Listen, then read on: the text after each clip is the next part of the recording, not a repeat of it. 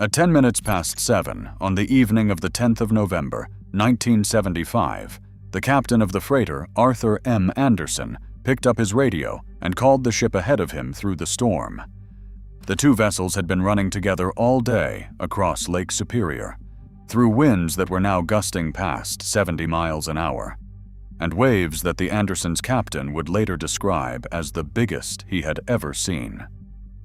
The ship ahead was the Edmund Fitzgerald, the largest freighter on the Great Lakes, 729 feet of steel carrying 26,000 tons of iron ore.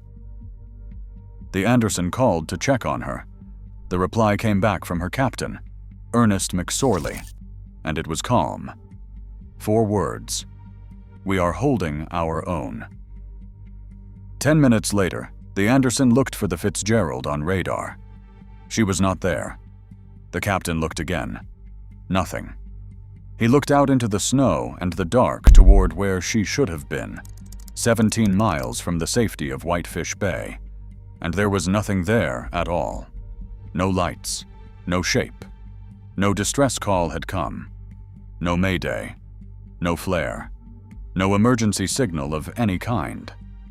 The largest ship on the Great Lakes, with 29 men aboard, had been there, holding her own, and then in the space of 10 minutes, she was gone, and she took every single man with her, and not one of them had time to say a word. That is the fact that has haunted this story for 50 years. Not that the Fitzgerald sank. Ships sink. It is that she sank so fast, so completely, and so silently that the ship right behind her never saw it happen and never heard a cry for help.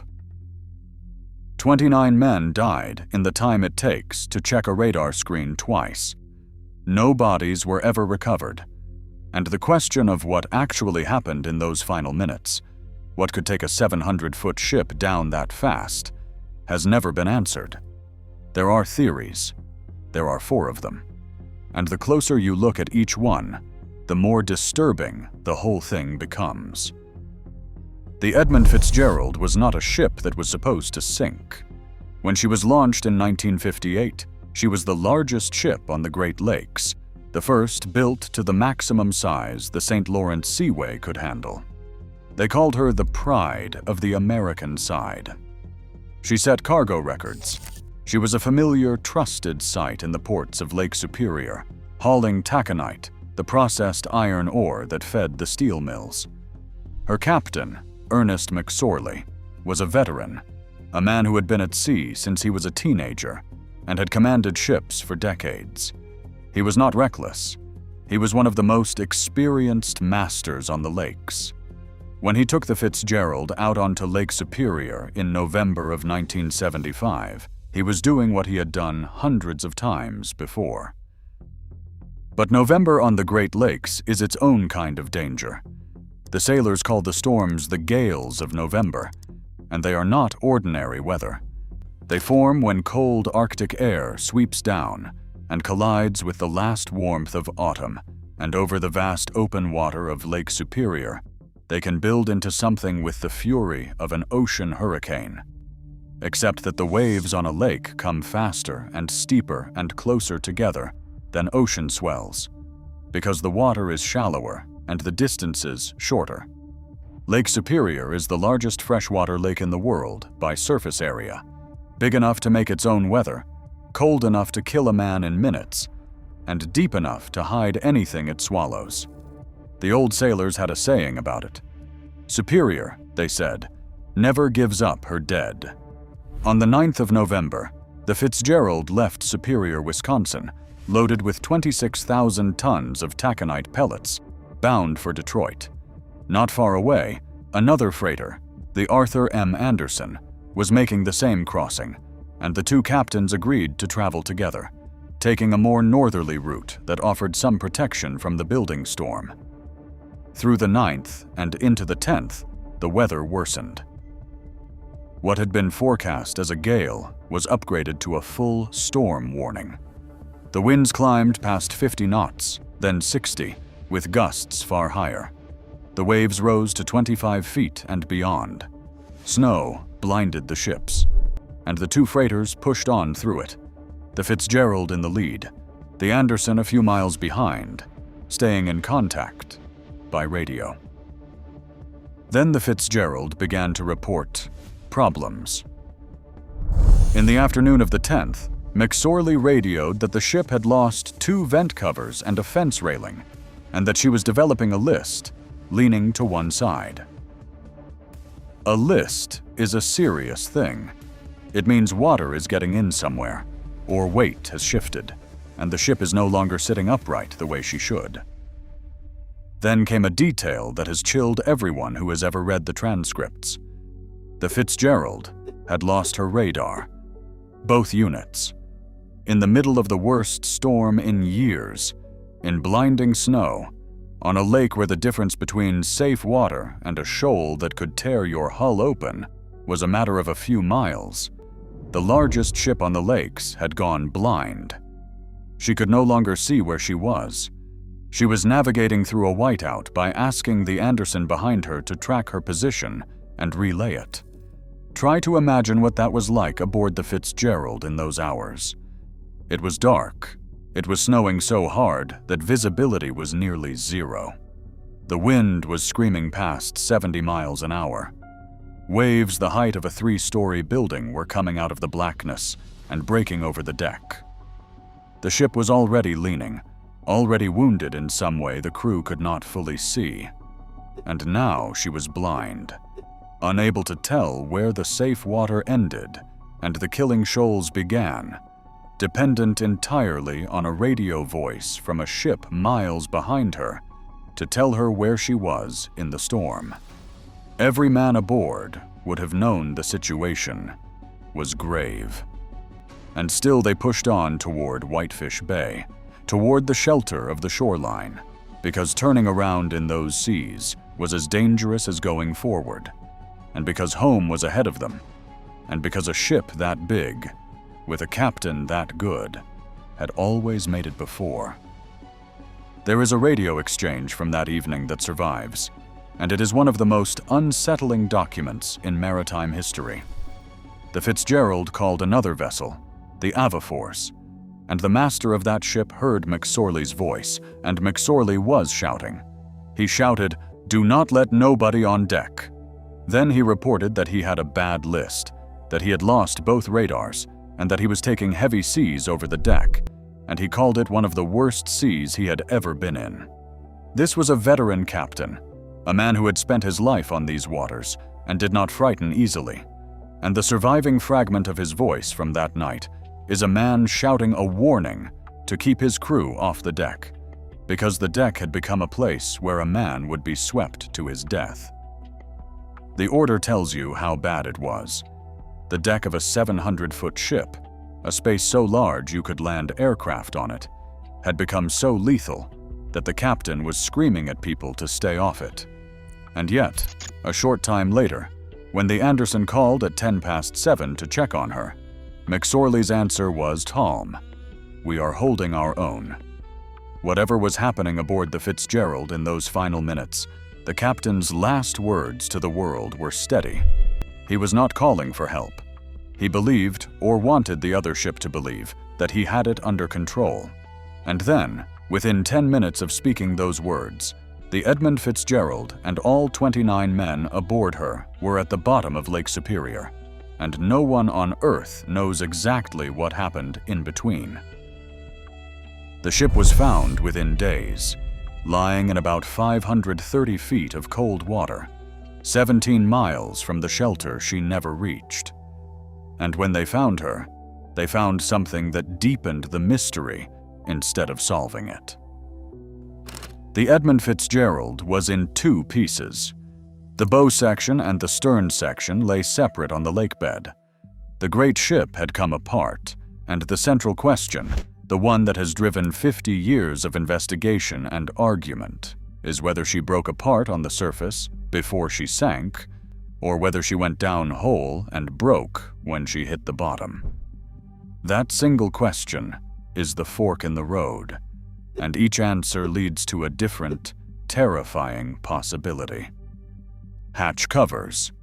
The first theory is the one the Coast Guard officially settled on. The Fitzgerald's cargo hold was sealed by a series of massive steel hatch covers on the deck, each one held down by dozens of clamps that had to be fastened by hand. The Coast Guard concluded that in the brutal seas of that night, the crew had failed to properly secure all those clamps, and that the enormous waves washing over the deck had forced water down past the imperfectly sealed hatches and into the cargo hold. Slowly, invisibly, the hold filled with water. The ship rode lower and lower, took on more and more, until she lost her buoyancy entirely and plunged straight to the bottom, so suddenly that there was no time for anyone to react. In this version, the men did not know they were about to die until the deck dropped out from under them.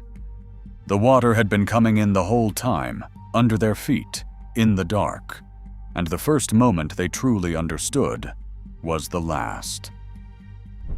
The hatch cover theory is the official one, but it has always been controversial, and the reason is that it places the blame on the crew, on men who could not defend themselves because they were all lead. The families and many sailors rejected it fiercely. The clamps on those hatches were difficult and time-consuming to fasten, and no crew in a storm that violent could be expected to have every one of dozens of clamps on every hatch perfectly secured. To the men who knew the ship and the work, the idea that the crew had simply been careless felt like an insult layered on top of a tragedy. But whether or not you accept the blame, the mechanism is horrifying either way. If water was entering through the hatches, then the Fitzgerald was filling for a long time before the end. She was dying slowly, while McSorley reported that he was holding his own, the hold flooding beneath the crew's feet, the ship settling lower into the lake inch by inch, until she crossed the invisible line past which no ship can recover. And then she went down, like a stone. This theory has a horrifying implication. If it is correct, the Fitzgerald was doomed for a long time before she sank, filling quietly while McSorley reported that he was holding his own, the ship dying by degrees, while the captain still believed he could bring her in. The second theory is the shoal. Near Caribou Island, in the area the Fitzgerald passed through that night, there is a shallow region called Six Fathom Shoal. The captain of the Anderson believed the Fitzgerald had passed dangerously close to it, closer than was safe. The theory holds that the blinded Fitzgerald, navigating without radar in the storm, struck or scraped the shoal, tearing a gash in her hull below the waterline that no one aboard could see. She began flooding from that wound, and the water spread through her until she went down. In this version, the fatal blow was struck early, and the crew may never have known it had happened. The ship was bleeding out for hours, and the list McSorley reported was the first outward sign of a wound that had already killed her. The third theory is the one that is hardest to defend against, because it is the one no ship can prepare for. The rogue waves. Sailors on Lake Superior have long spoken of the Three Sisters, a phenomenon in which three enormous waves come in quick succession. The first two board the ship and flood her deck, and before she can shed that water and recover, the third wave hits, driving her down. On the night the Fitzgerald sank, another vessel reported being struck by two towering waves that the crew estimated at over 30 feet, and those waves were moving in the direction of the Fitzgerald. The theory is that a group of these monster waves overtook the Fitzgerald from behind, boarded her, drove her bow down into the trough, and that she simply never came back up. She was pushed under so fast and so violently that she went to the bottom before anyone could send a single word. In this version, the end came in seconds, out of the dark, from behind, and the men had no warning at all. The fourth theory is structural failure. The idea that the Fitzgerald, stressed beyond her limits by the twisting forces of those enormous waves, with a hull that was flexing and working in seas it was never designed for, simply broke apart on the surface.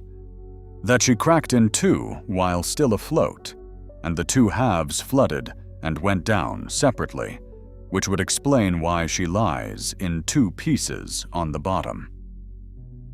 In this version, the ship tore herself apart beneath the crew's feet, and the sea took them in the space of a single catastrophic instant. Here is what makes the Fitzgerald different from almost every other disaster, and here is where the real terror lives. We cannot choose between these theories. The wreck has been surveyed, dived, and photographed, and the evidence is genuinely ambiguous. The stern lies upside down. The bow is upright.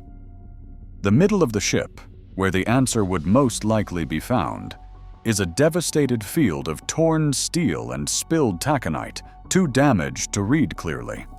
The wreck has been protected as a grave site since the families lobbied for it, and manned diving there ended decades ago, which means the smoking gun, if it exists, is now sealed away by law at the bottom of the lake, entombed with the men who died. The most respected maritime historians who have studied the Fitzgerald for their entire careers say the same thing. The precise cause will likely never be known. And it is worse than simply not knowing. It is that the theories are not even mutually exclusive. The most likely truth may be that several of them happened together, cascading, each one making the next one deadlier. Perhaps she scraped the shoal and began flooding, which gave her the list, which made her ride lower, which let the waves board her more easily, which forced more water through the hatches, which took her down. And perhaps a rogue wave delivered the final blow, and perhaps the hull broke as she went. A ship does not always die from one clean cause. Sometimes she dies from everything at once, in a chain of failures that unfolds faster than any human being can respond to. And the Fitzgerald may have been exactly that. A ship overwhelmed on every front in the same few minutes, which is precisely why no single theory can claim her, and no investigation can close the case. There was one more thing the storm took that night, and it matters. There were no weather buoys on the Great Lakes in 1975. None at all. The forecasters were working nearly blind, without the real-time data that would be standard today, and the ships were pushing through a storm that was worse than anyone on shore fully understood in the moment. After the Fitzgerald sank, that changed. The first buoys were placed on the lakes within a few years, and today there are well over 100 of them, watching the water, warning the ships, precisely because of what happened to the Fitzgerald and her 29 men. No commercial ship has been lost on the Great Lakes since. The Fitzgerald was the last.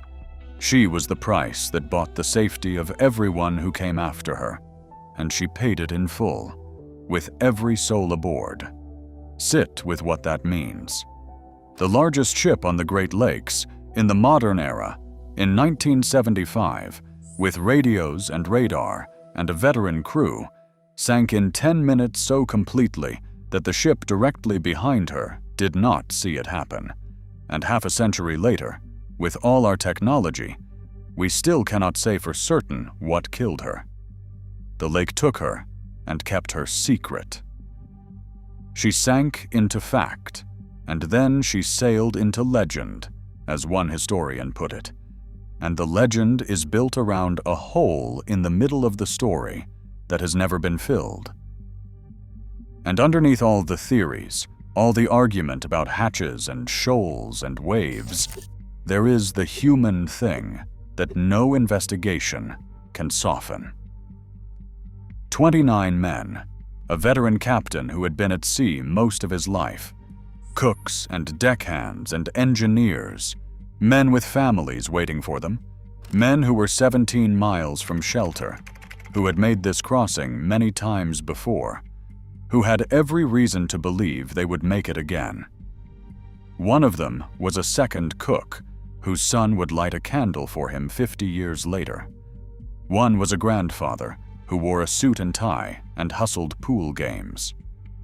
They were real people, and they went down in the cold and the dark so fast that not one of them reached a lifeboat. Not one of them sent a call. Not one of them was ever found. Lake Superior is deep and it is cold.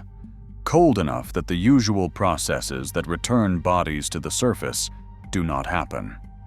The old sailors were right. Superior does not give up her dead. The 29 men of the Edmund Fitzgerald are still down there, inside the wreck, in the dark, where they have been for 50 years.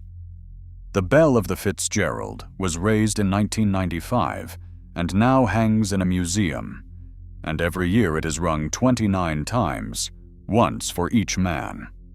A church in Detroit rang its bell 29 times the morning after she sank, before anyone even knew the full story, and that tolling became part of the legend too. But the bell and the songs and the memorials all circle the same silence at the center of the story. 4 words came across the radio: "We are holding our own." And then the largest ship on the lake was gone, and the reason she died so fast and so quietly is still down there with her, 500 feet under Lake Superior, in the 2 broken halves of a ship that will never give up what it knows. That is the real terror of the Edmund Fitzgerald. Not a monster, not a mystery ship, not a ghost. It is that a modern ship full of experienced men can be there one moment, holding her own, and gone the next, with no warning and no explanation that anyone can prove, and that the lake can keep that secret so well that 50 years of investigation cannot pry it loose. The sea does not always tell us why. Sometimes it just takes what it takes and keeps it.